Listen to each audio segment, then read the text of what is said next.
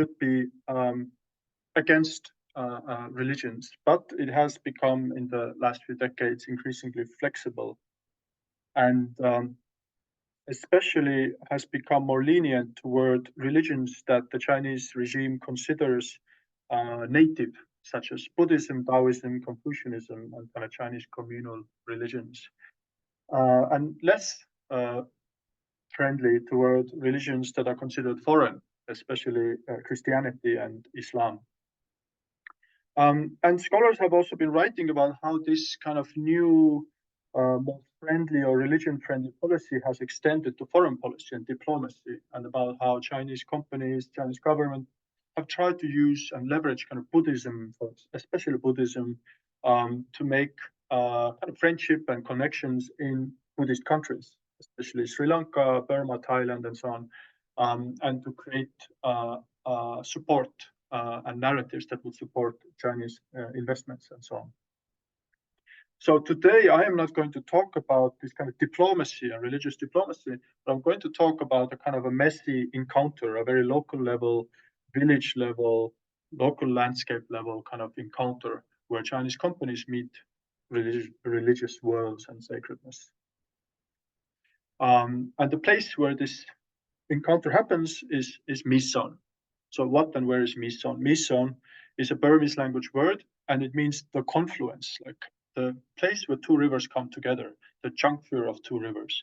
So Myitsone is a place where two rivers that come from the Himalayan mountains flow down, they meet each other, and that's the birthplace of the great Irrawaddy River. And Irrawaddy River is considered the kind of mother river, the lifeline of Burma, all its civilization, its history for centuries. So the companies who came there wanted to extract resources from this landscape.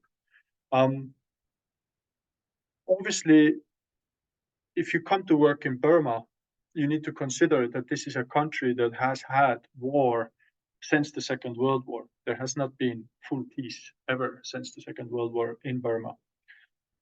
So the companies also arrived in the middle of ethno-political conflict, war, massive natural resource grabbing, jade mining, gold mining, amber mining, rare earth mining, rainforest logging, monocrop plantations, all kinds of grabbing of resources, a lot of them going to China, and a lot of them profiting Burmese and Kachin military leaders and so on, and business people. So the dam project arrived in this kind of situation.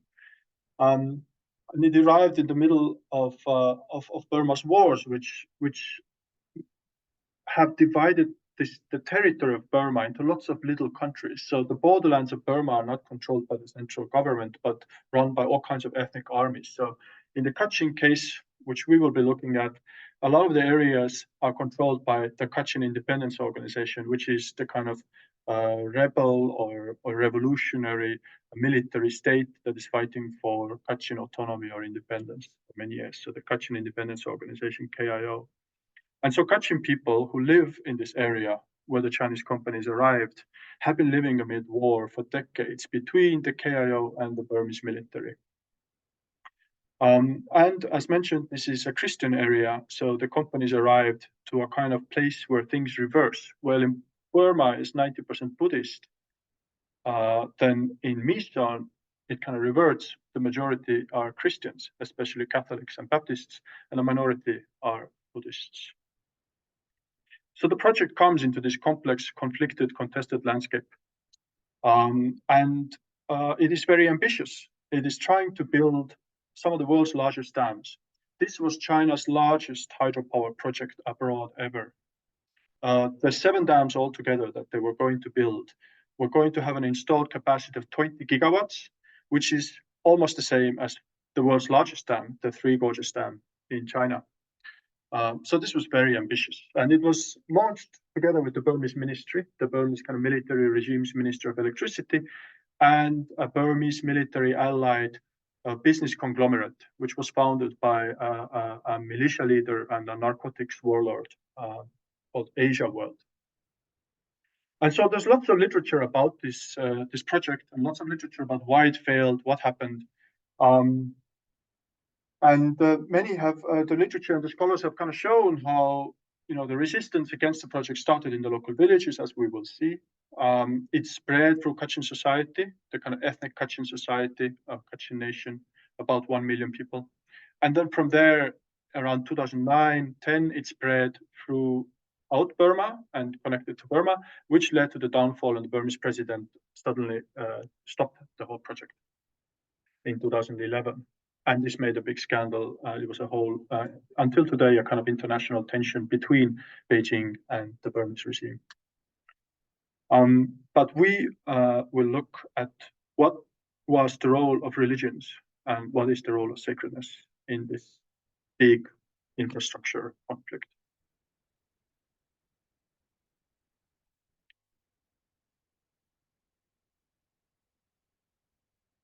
So let's talk about churches in the resistance.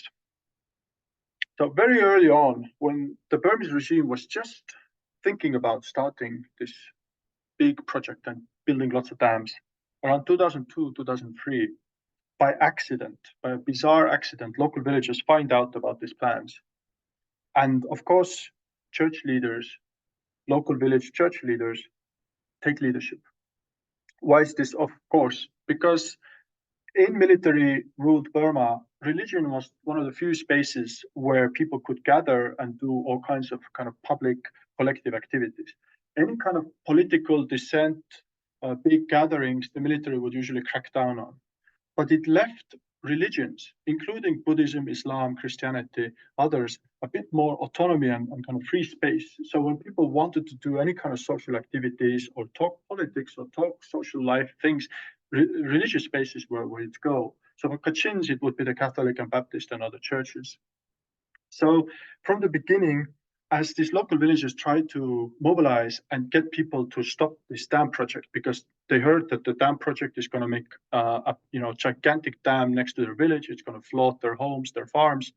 So people immediately kind of start reaching out to central church leaders, central Kachin leaders, the Kachin Independence Organization, the Burmese military. They try to reach out and tell them to stop this dam project. We don't want to move. We don't want to be driven out from our homes.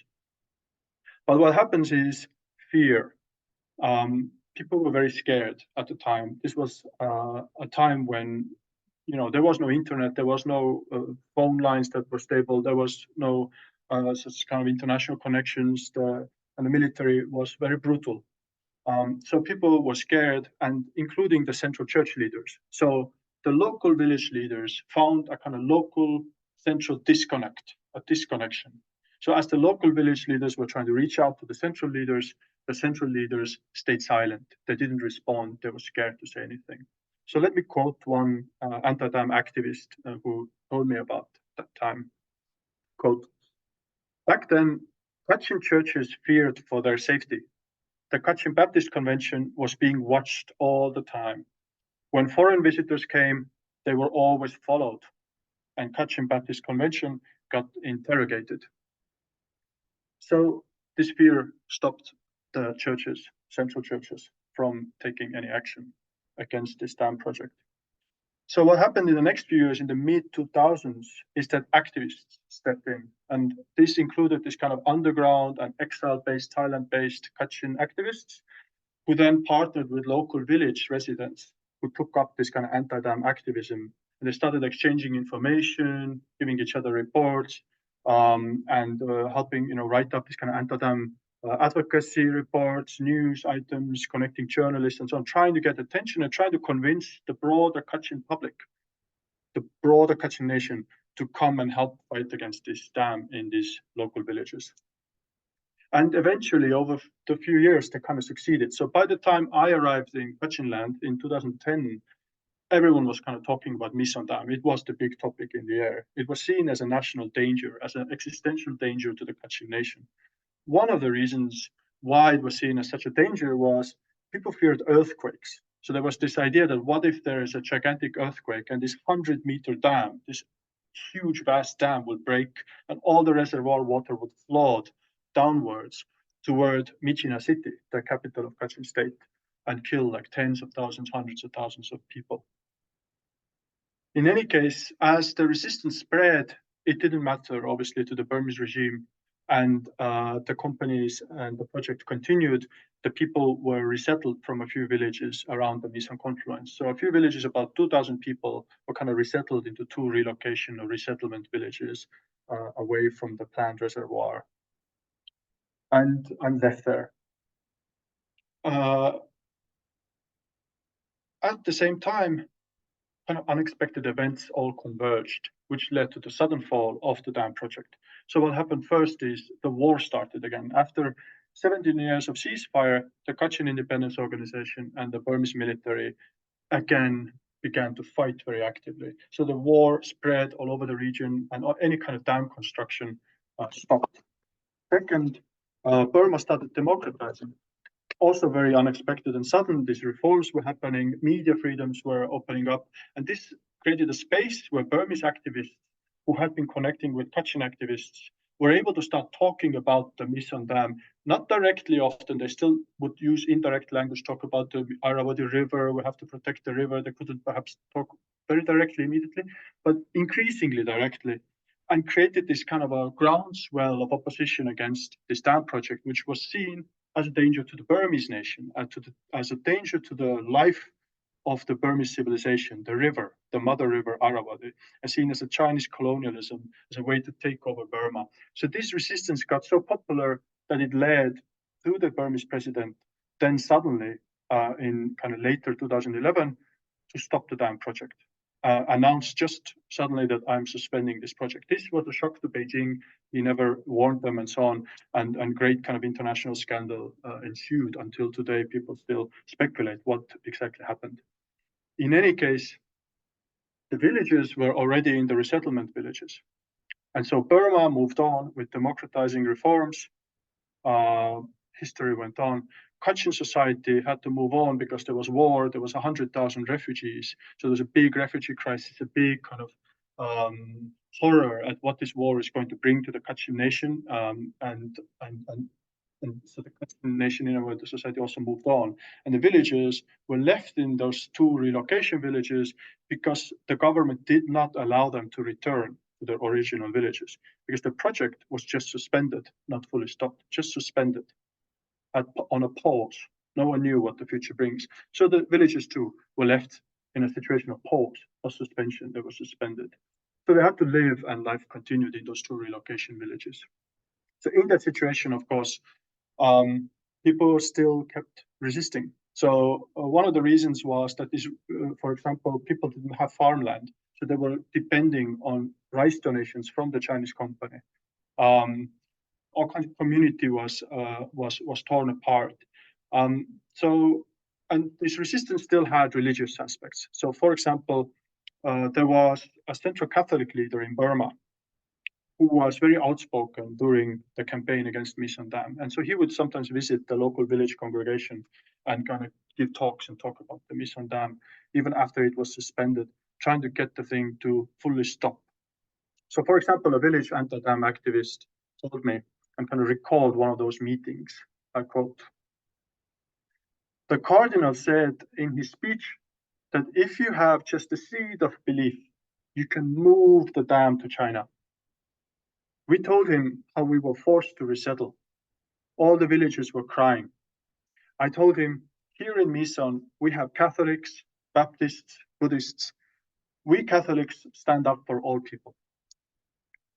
So religions both divide and both unite Kachin people. So every Sunday, people gather in the churches, family, friends, everyone meets once per week. It's a place of socializing. It's a place of having all the important conversations.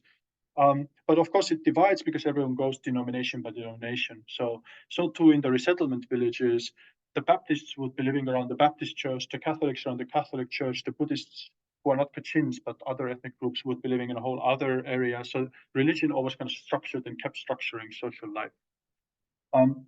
But as I was going to some of those church services, one of the things I did notice is that all the church leaders had some shared concern about the future of the community.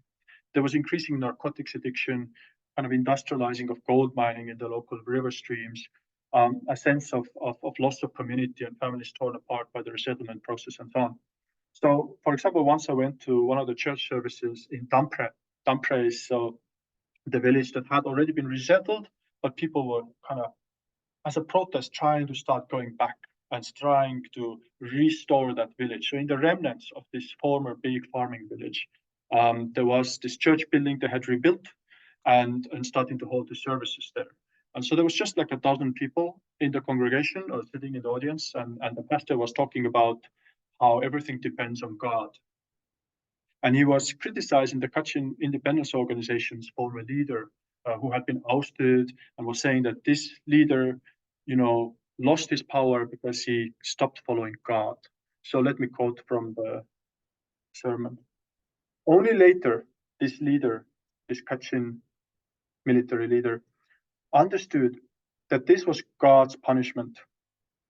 One should always follow God, whether you are rich or poor.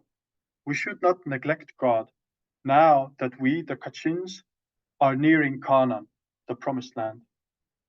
Moses always told the Israelites, keep following God, we will have joy in Canaan, the Kachin future promised land.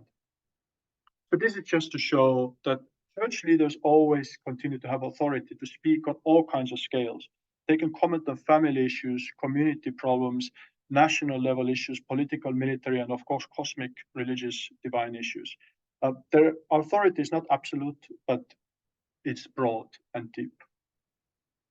So how could Chinese companies respond to this kind of rural religious worlds?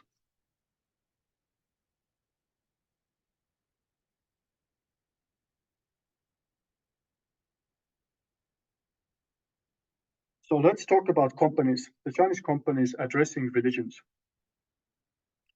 After the project's dramatic suspension in 2011, when all this media fuss began, it's like, what happened? There was a lot of critical reflection in Chinese media. A lot of Chinese journalists, scholars, thinkers were publishing this critical thesis talking about why did our companies fail? And one of the arguments was that the problem is that Chinese companies always talk to the government only, to the Burmese military only. They don't make popular diplomacy. They don't make friends with local people. They don't explain all the benefits of the project and so on.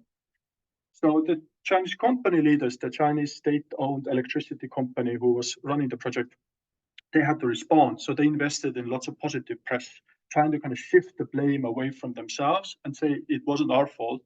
It was actually some kind of foreign evil forces like Americans and Japanese who were manipulating the local villages, especially these religious Christians who are easy to manipulate, and spreading false ideas and resistance and opposition against this Chinese project in order to hurt China.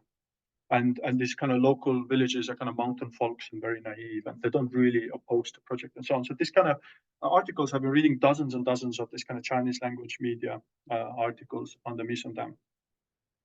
But on the ground, actually, the companies were trying to reach out. They were trying to do this diplomacy that they were criticized before for not doing enough.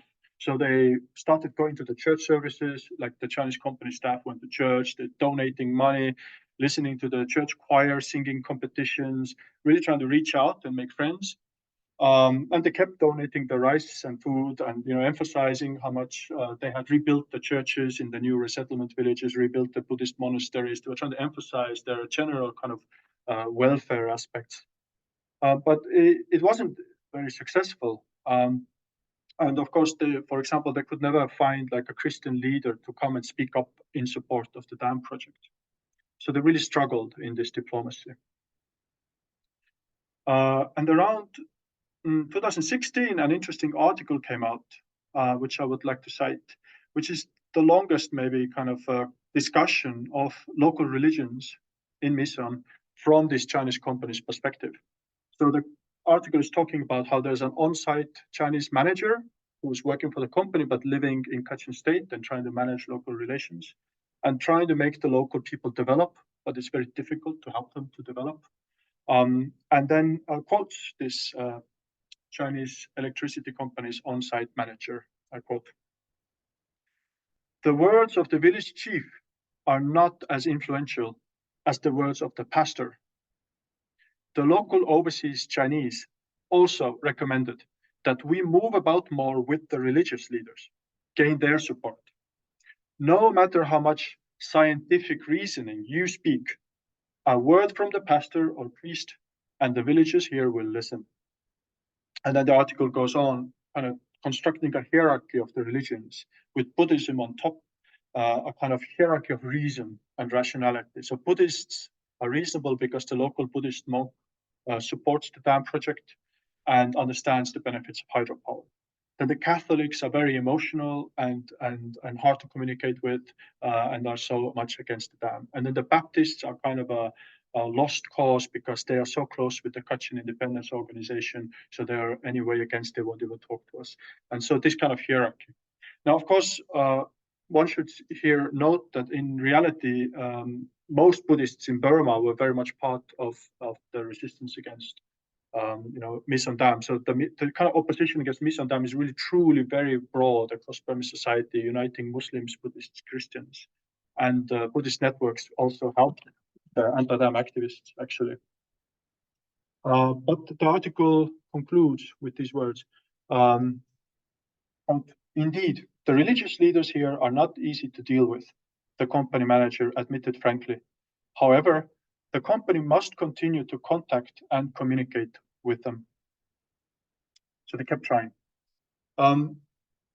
Another interesting example was a promotional film that a Chinese electricity company released just before the suspension of the project, a half-an-hour promotional documentary about how Chinese workers are coming and working really hard to develop this foreign land. And in that film, the word Kachin is never mentioned. The word Christians is never mentioned. So the very existence of Kachins and Christians is in a way erased. And instead, what the film does is introduce this landscape as a kind of Buddhist, exotic, wild Buddhist land.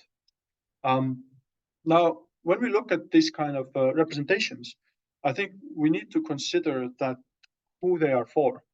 These are for a Chinese domestic audience. These are not meant for Burmese to watch. These are not meant for Kachins. These are not meant for some sort of international audience to convince them of anything. So this is for a Chinese audience, domestic audience.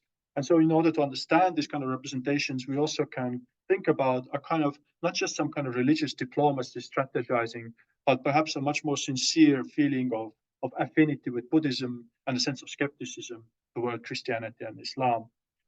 We can think about going back to literature where Chinese companies and businesses and state-owned companies went to lands of Mongols, Uyghurs, Tibetans, and encountered these very powerful foreign religions there and seek kind of lessons from these encounters between Chinese developers and these foreign religious worlds that happened inside China decades before, to then understand how these encounters that are happening in places like Burma or across the world now between Chinese companies and religions. So we must look inside China to understand this. But that said, there was one case, an odd, rare case, where the Chinese company actually tried to do religious diplomacy directly toward Burma and actually address Burmese too.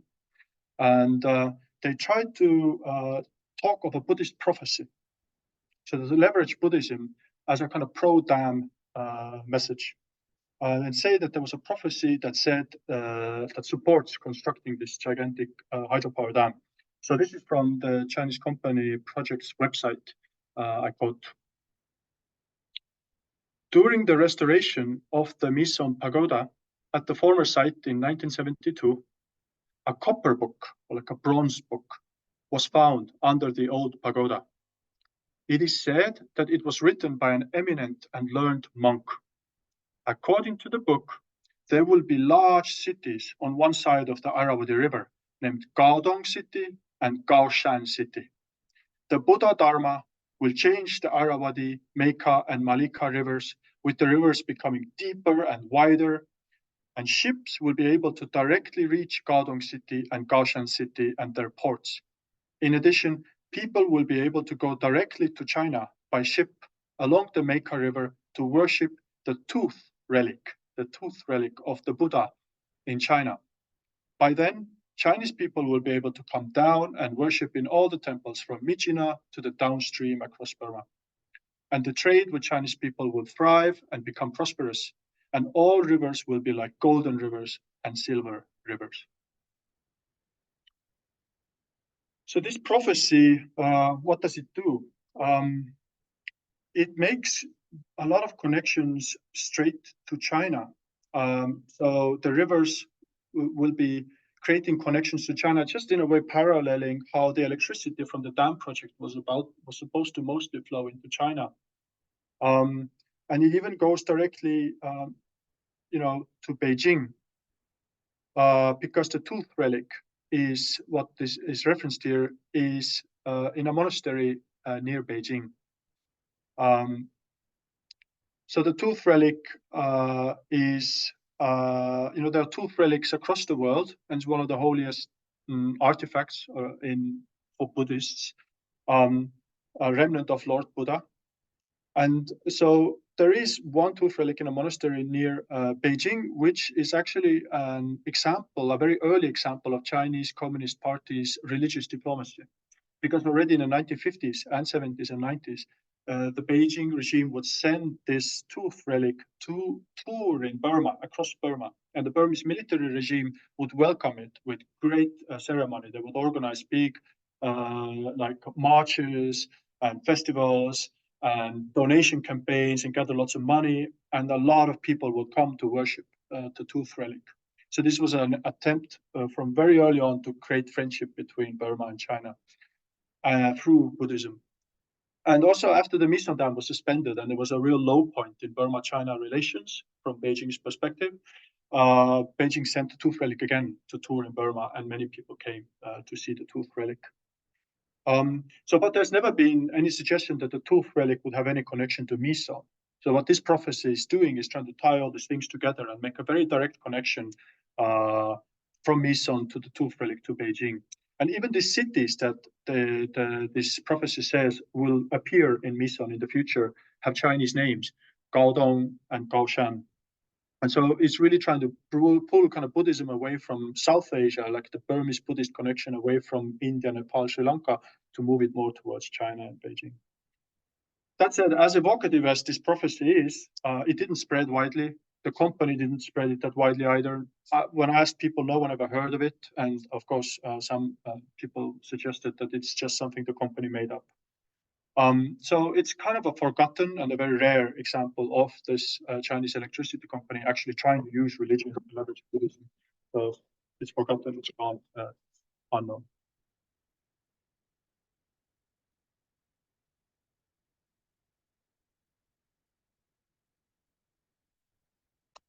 And finally, let's talk about sacredness and the notion whether if Myitsone is a sacred place or not, whether this river confluence is sacred.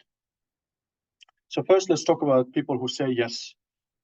So for many Kachins, Myitsone is an important place, a well-known place. And I think most Kachins wouldn't really use the word sacred or holy when they're talking about the place necessarily. But it is like a national landmark, an important site. So let me quote, for example, one educator about how people were very surprised by even this idea that someone would try to build any kind of mega infrastructure on such a special place. Quote, "When I first heard about Myitsone Dam, no one believed that it would become true. It felt like a rumor, just somebody talking. How could they do in such a good place where everyone is visiting? Many said that coming to Myitsone, to Kachin state, without visiting Myitsone is meaningless. Slowly, the rumor became true. They started building in Myitsone."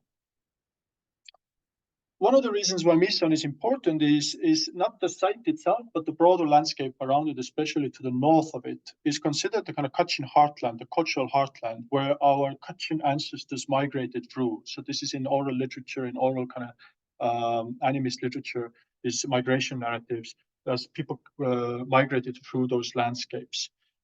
Even one leading anti-dam activist, he was recruited into fighting against the dam by a Kachin church leader who said, "You need to find out what's happening there, because what is this dam project? What are they planning?" People were very confused because this landscape has our ancestors' footprints all over it.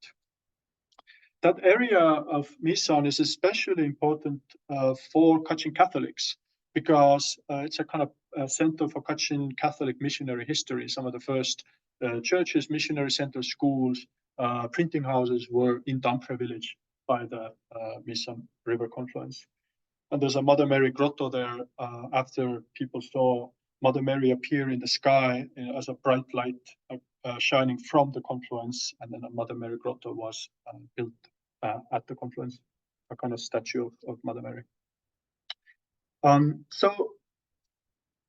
But the confluence became really more sacred and more important, and the status was rising actually because of the dam project.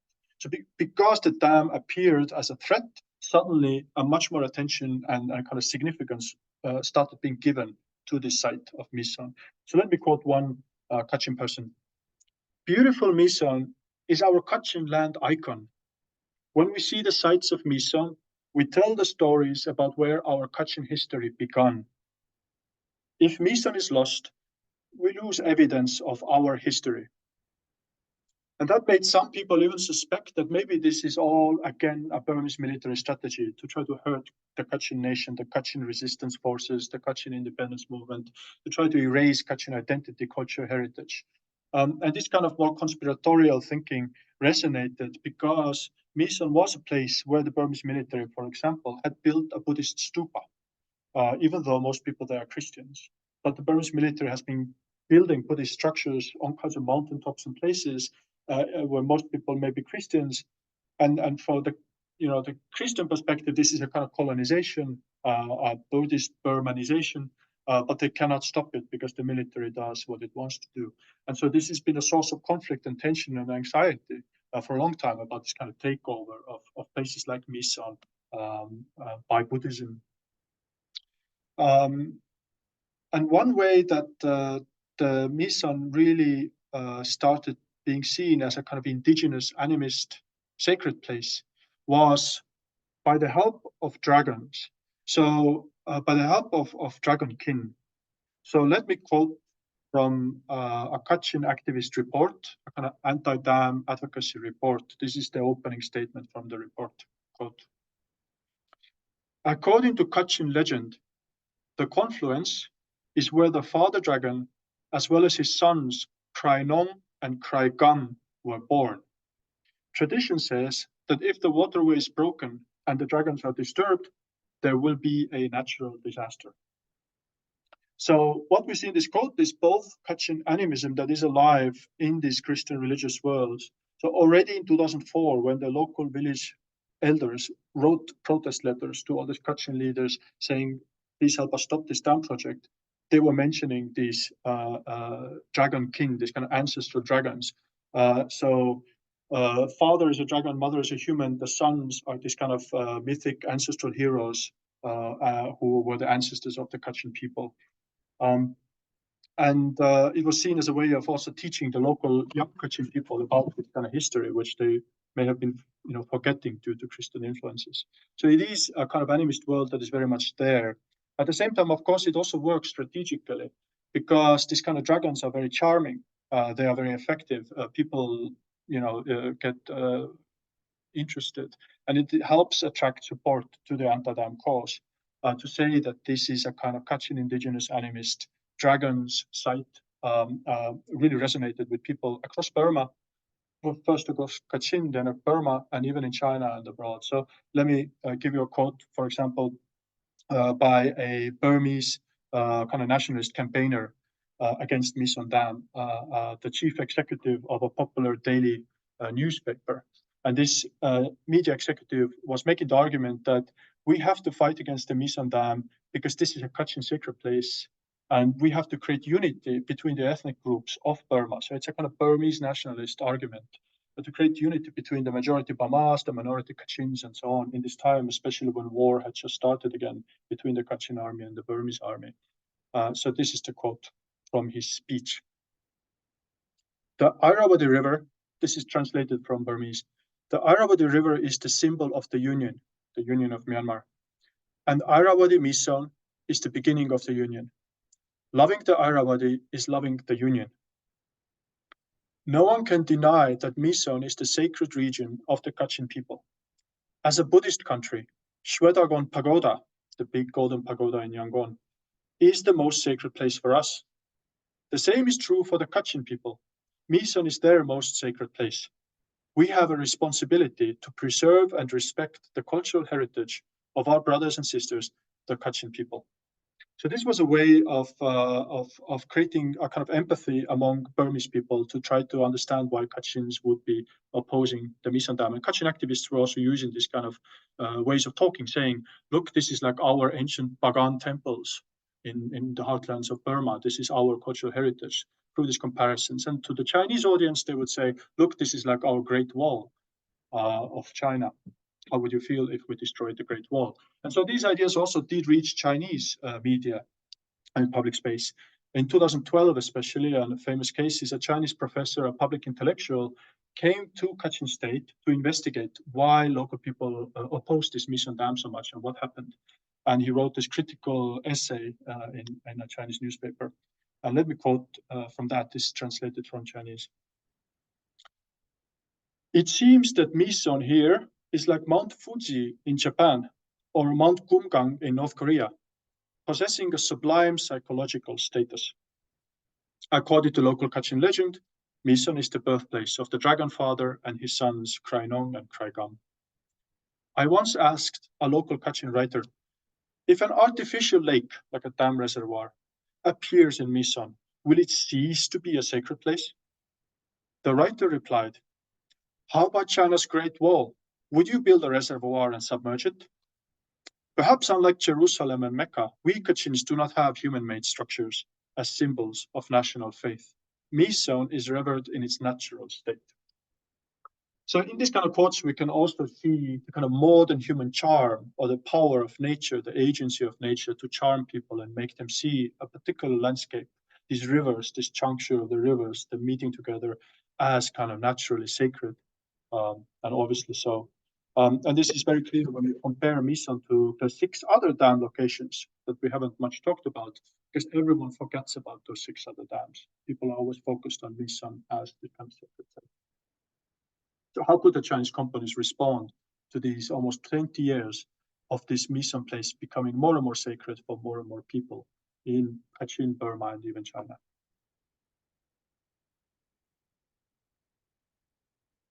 So of course, it was hard to respond to these kind of arguments, and the Chinese companies mostly all they did was try to ignore these kind of arguments.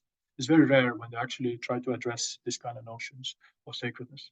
So, but there were a few rare cases in Chinese, this kind of pro-dam media, where they made arguments, for example, and this was Chinese company kind of promoted arguments. But you know, Kachins are not really indigenous here.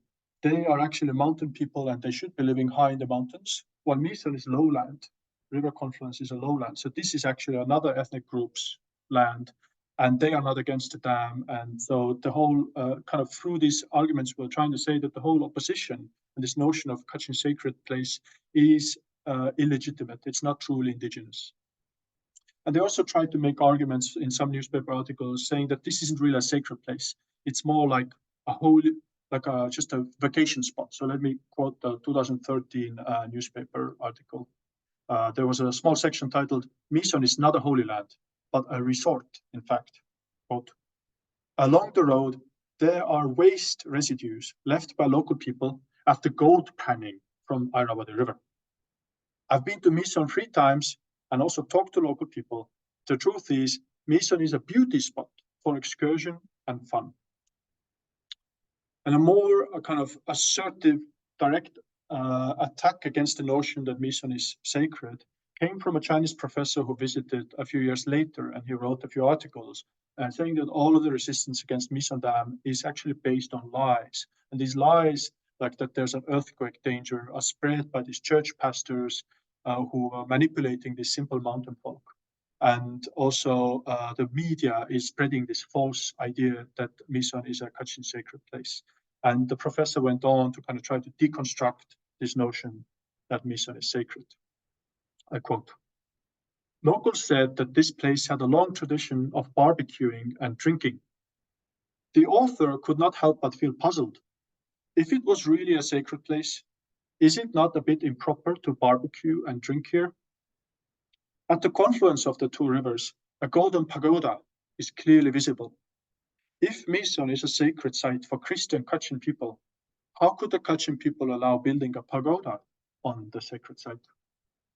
So of course, these kind of questions are not really questions; they are insinuations that this is not truly an indigenous Kachin animist sacred site, and trying to kind of delegitimize the opposition. But again, these kind of approaches were rare, and they didn't get much traction. They did not spread. They were largely forgotten. So there was really much. There isn't really much else. So let's conclude.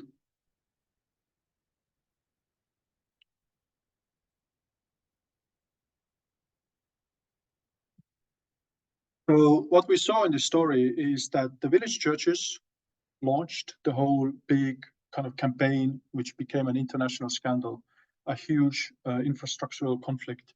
It all started from a few local village churches, and they did that in the middle of a military dictatorship, despite the fear. So they really struggled to get attention and get support from the central church leaders, central Kachin national leaders.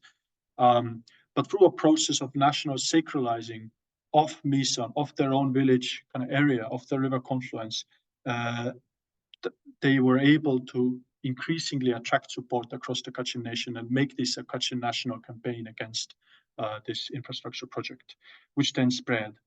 And there was a big role for the charm of nature, a kind of modern human agency of these rivers, this confluence, these dragons, these deities that kind of gather at this naturally sacred place that just attracts people and deities.